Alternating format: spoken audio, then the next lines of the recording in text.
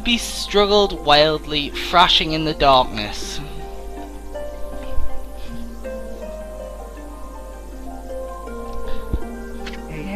Mysterious and terrifying, the spectacle continued. Shiranui summoned gusts of divine wind to counter Orochi's flames. This is a bit of foreshadowing for some powers we'll be getting later on. As Orochi closed in on Shiranui, sharpened claws glistening, a gigantic tree suddenly sprouted forth, shielding the wolf. Shiranui fought gallantly to gain the upper hand. However, Orochi, protected by a mystical power, was not easily bested. Shiranui, covered in gashes, majestic coat dyed crimson, stood exhausted before the mighty Orochi. Didn't I say I wasn't going to read this, so why am I reading it? I might as well continue. Orochi saw a chance to strike what would be the final blow, but Shiranui refused to give in. With its last ounce of strength, the majestic wolf gazed heavenward and unleashed a mighty howl. Suddenly, the black clouds overhead dissipated. The light from above glistening off Nagi's sword as a beacon of hope.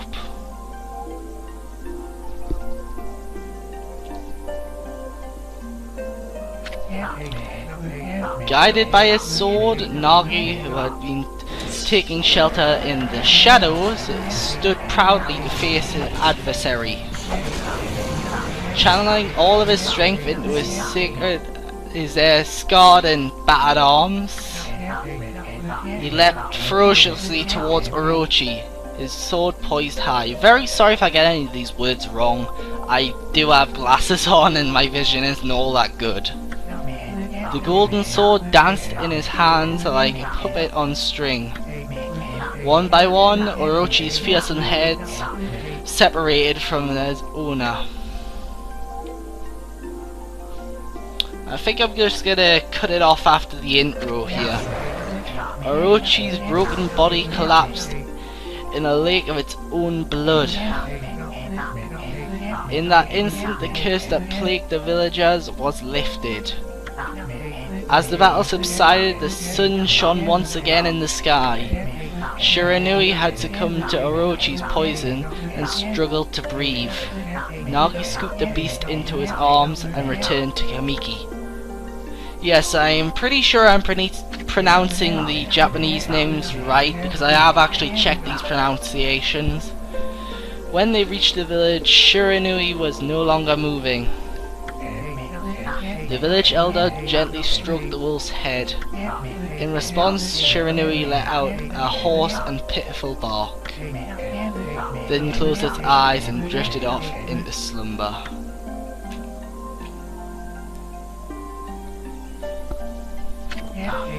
Peace had at last returned to Kamiki village. In honor of Shiranui's heroic exploits, the villagers erected a shrine and placed a statue of the wolf within it. Nagi's sword was christened Tsukayomi and placed inside the moon cave. The villagers all looked forward to an age of endless peace. Glasses slipped off for a second there. However, this is not the end of the story. There is more to this tale than most people know. 100 years had passed since Nagi and Shiranui's heroic exploits. It happened so quickly that no one in the village even took notice. Alright, I'm gonna stop commentating because I can't do good voices for the characters. I'm just gonna commentate the narrator parts. And there is Tsukayomi.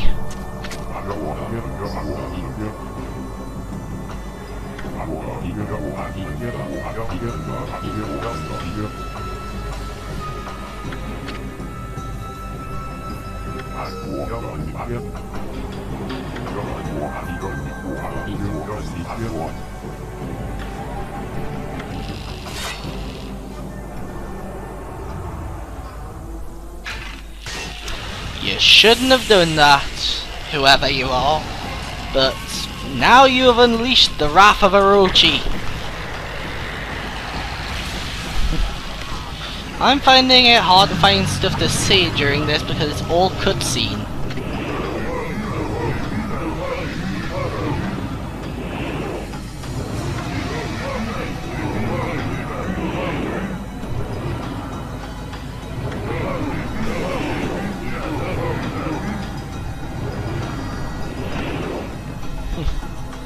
Sad face.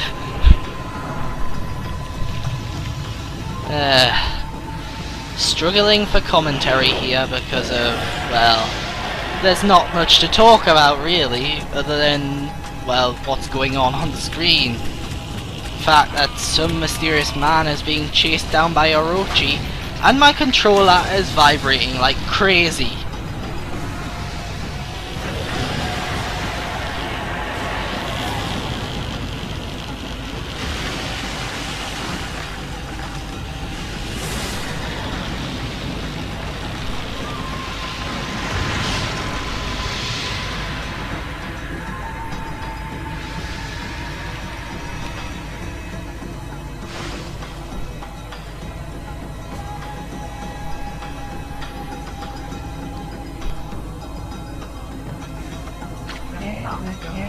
A horrible tragedy suddenly swept over the land.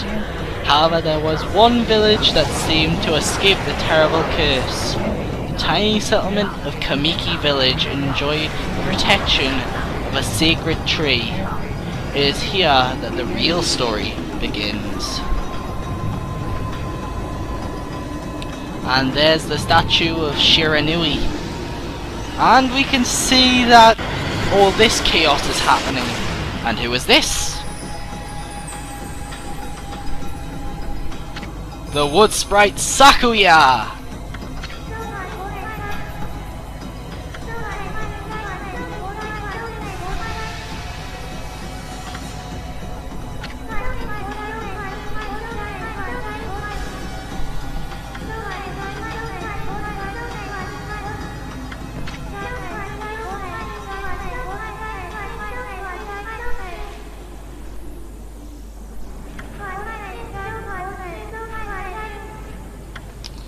Okay, so she is just calling forth Amaterasu, whoever that is.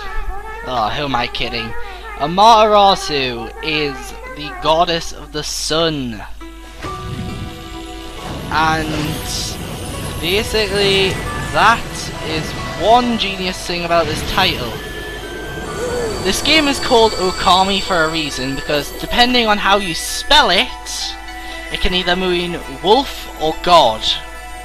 And that is a stroke of genius by the developers. Having two words that sound the same, and I just skipped over one, didn't I? You'll have to pause that in order to read it. Sorry about that. But, get used to seeing that line a lot. Yeah. Evil demon. Wonder why that's highlighted in red. Could this have some sort of significance to the plot? I don't know.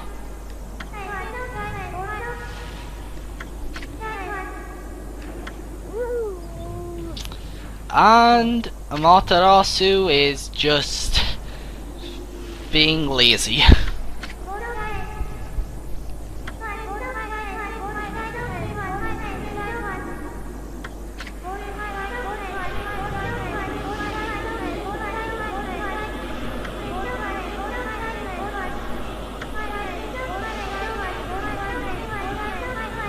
Nippon.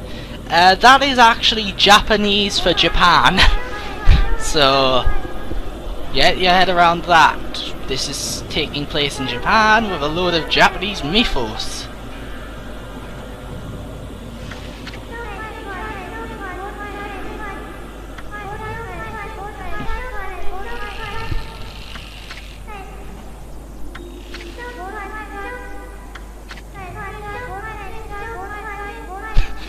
I've always found this part funny.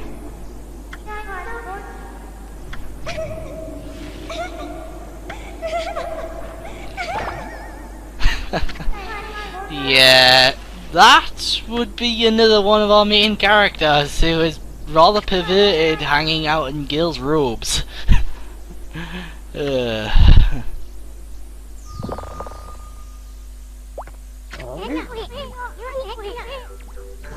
Well, no, she's not nuts. You are hiding in a kimono. So, really, she has every right to throw you out.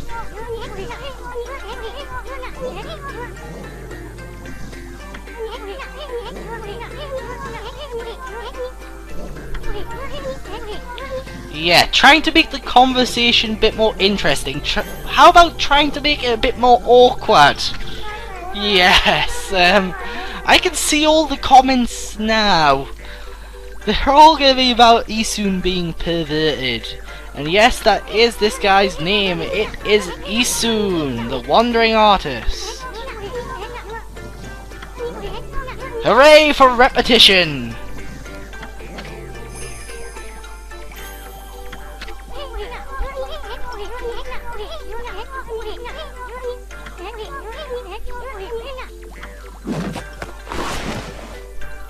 And I know this is supposed to be some traditional Japanese art, but really, couldn't they have made the Sakuya in the game look a bit more like the one in the picture by facial expressions? At least then we would be able to make Isun's quote make sense. But no, it is not cuter.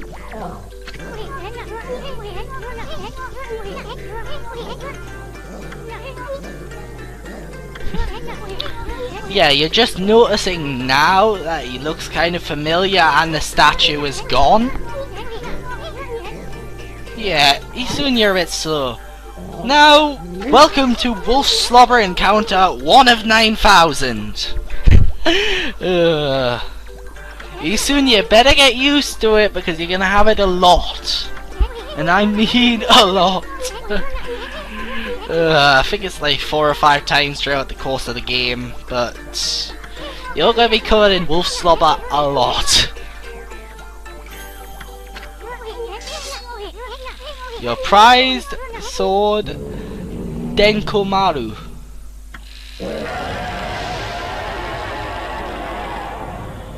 And yet again my controller is vibrating like crazy. Yeah, Isun, you've just now noticed strange things are going on with all the things that are going on in the sky, with a statue coming to life. You are really slow, aren't you, Isun?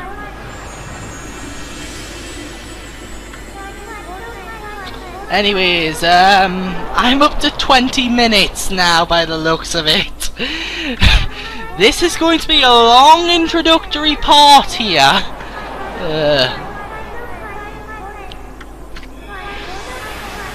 Oh god.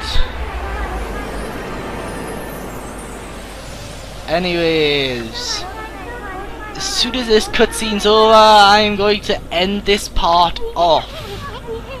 So, the retreat is turned to normal. And yes, she did say some weird stuff. But you said even weirder.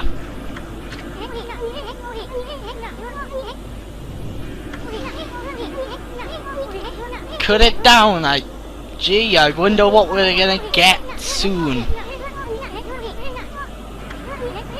Yeah, if you did hint at that, if you hinted at that any more, then I think it would be really too obvious. As if it isn't obvious enough. Anyways, I'm really sorry about this, guys, about the long part, but you know what introductions are like. Anyways, so this is Batiste Bomb 442 signing off the introduction video for Team Rejected Gamers.